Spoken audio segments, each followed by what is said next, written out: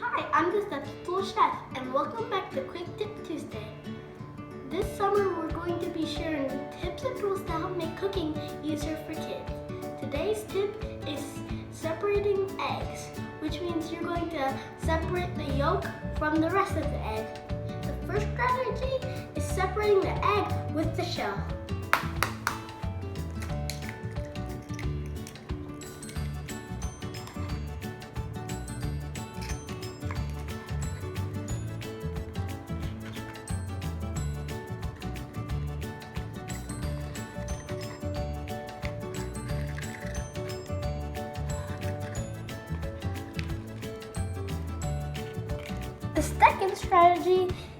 The second strategy is just using it with your hands. Voila. This is messy but fun. Last trick is using a bottle. So squeeze, let go, and boom. See you next time on Quick Tip Tuesday. Bye.